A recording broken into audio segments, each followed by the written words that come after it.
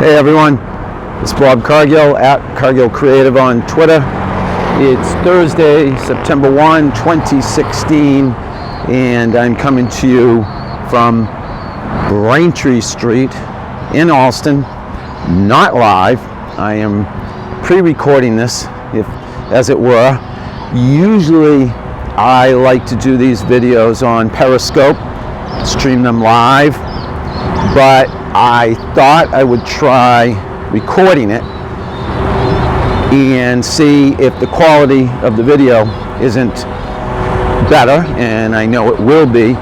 I will continue to do these on Periscope and maybe occasionally Facebook Live. I love the authenticity and immediacy of using the live streaming apps, and I think it's just really cool. It adds a sense of urgency, and I think there's something about the candor and, again, authenticity when you're doing it live. But let's try this. It will be unedited, unscripted, and it's extemporaneous. It's right off the cuff, if you will, and I will share it on social media probably later on today or tomorrow, as soon as I can get it up on social media. But what we're going to talk about today, of course, is social media. You know, if you've read anything I've written or seen any of my videos, I love to talk about social media as much as I love to do it. And I, on Twitter, write these tweets occasionally, specifically on social media. I call them social media in 140 characters or less. I turn them into graphics, share those graphics on Instagram and Pinterest and elsewhere, repurpose them. Gotta be careful on the streets here. I do have to watch where I'm going as I cross intersections, especially. So here is one of those tweets that I wrote on January 15, 2016. I'm going to read it and then I'm going to talk about it. To be a success on social media, you have to push the right buttons, including words, pictures, offers, timing, frequency, audience, channels. Here is that tweet, and you can see some of my notes. So I guess this is my script. I say it's unscripted. These are my notes. These are my talking points. You won't see me looking down at them too often, though, at all during this talk, because it's all in my head. Social media, you wear many hats. So good portion of my career, I wrote direct mail and email, and still love to write any kind of content for marketing, advertising, PR, etc. purposes. But then when I discovered blogging in 2004 and became more and more immersed in social media, I became accustomed to and love the fact that we wear many hats and push many, many buttons. There are so many variables involved. Of course, you know, there's strategy, high-level strategy and planning, and there's the measurement and analysis piece. There are the tactics, which I'm going to talk more about in just a minute. There's a lot going on. There's paid social media, which is critical nowadays with all the algorithms and cacophony of content competing in the social media streams. You have to boost a lot of your content, pay to promote it. But let's talk about pushing the right buttons, this tweet specifically. I talk about words and pictures, first of all. That's the creative part. And I have often compared a social media team to a creative team, and I've managed many creative teams and been part of many creative teams. And I think we're almost one and the same, except, again, we're more hybrid in terms of multi-skilled and the fact that we need to be both left and right-brained. But the words and pictures, that's the creative part. That's the copywriting. So any writer is naturally suited for social media because the written word is so important. And then the pictures, the design, the creative, the imagery. Again, that's critical. So ideally, it's a blend of the two that strikes the right chord, that gets the message out there and dresses it up to command attention among the clutter so that the audience sees it and responds to it. That's the words and the pictures. But then there's the offer. What do you have to offer? And I just wrote an article that's soon to be published on ClickC all about comparing direct marketing to social media. The headline I submitted was, don't know if they will run with it, but it was something like why direct marketers or direct marketers should be swooning over social media, because I make all the comparisons. By the way, I'm waiting for the police officer to let us cross the street here. Busy intersection, and it's Allston Christmas today, so lots of people moving in and out, and busy roads, pedestrians and cars. Can I cross? I think I can. Yes, I am crossing. So offers, key component, critical in direct marketing, critical in social media. And by offers, I mean, what do you have to offer your audience? It's not just about the conversation. It's not just about what you're having for lunch. It's a lot more than that. On social media, it's, do you have white papers? Do you have ebooks?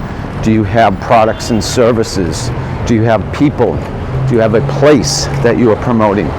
And then, are you giving the people on the other end of your messages on the receiving end, special deals, exclusive information, knowledge, something they can't get anywhere else? That's the offer.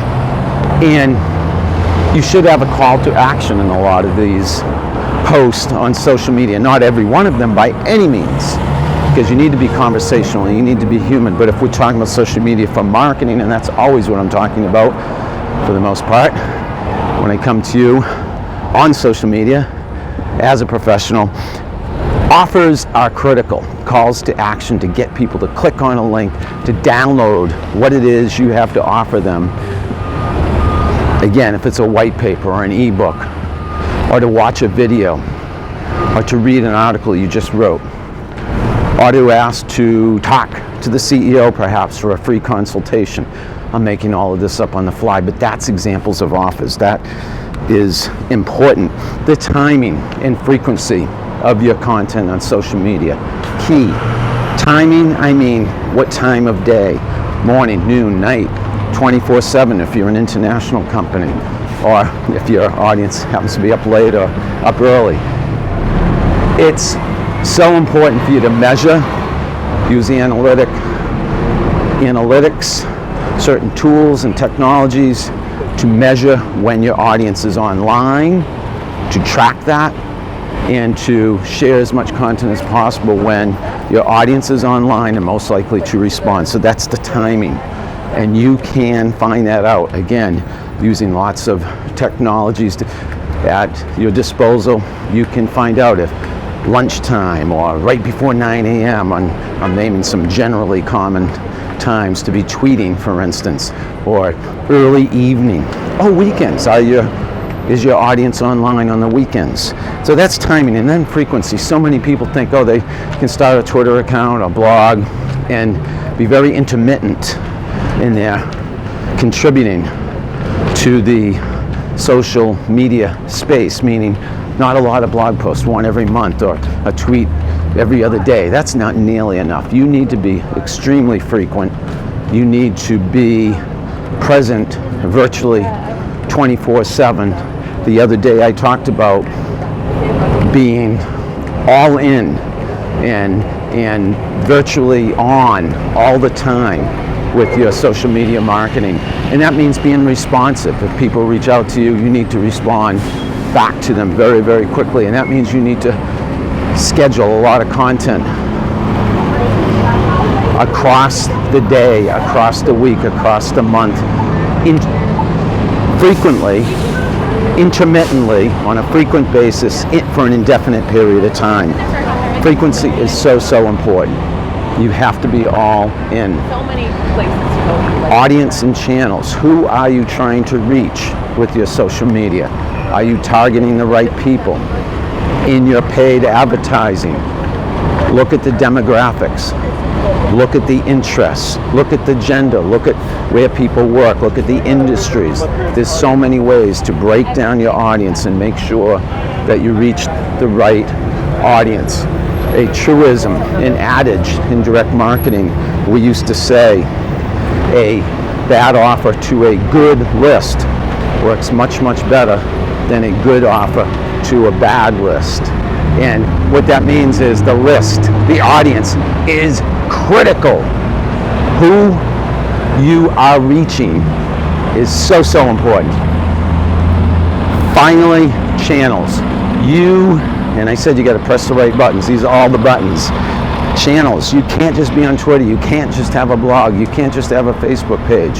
You have to be spreading yourself across all of these channels frequently, timing it perfectly for when your audience is most likely to respond with great offers and great creative, and that's the copy and design. And I think in that last mouthful, I just captured all the buttons you need to be pushing, and pushing correctly and pushing frequently. Okay, so let's review. To be successful on social media, push the right buttons. Those buttons include words, pictures, offers, timing, frequency, audience, and channels. Of course, there's a lot more to succeeding on social media. It's a constantly changing, constantly challenging discipline, field of study, endeavor.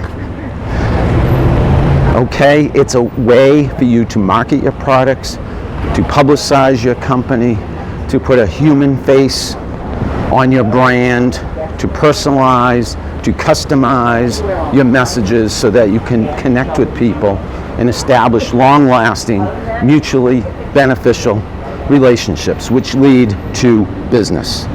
Take my word for it. I do it every day for a living. I love what I do. If you ever have any questions about social media and marketing, don't hesitate to reach out to me. Bob Cargill, at Cargill Creative on Twitter. Thursday, September 1, 2016, walking the streets of Allston on, of all days, Allston Christmas. Thanks so much for tuning in. We'll see you later. Bye-bye.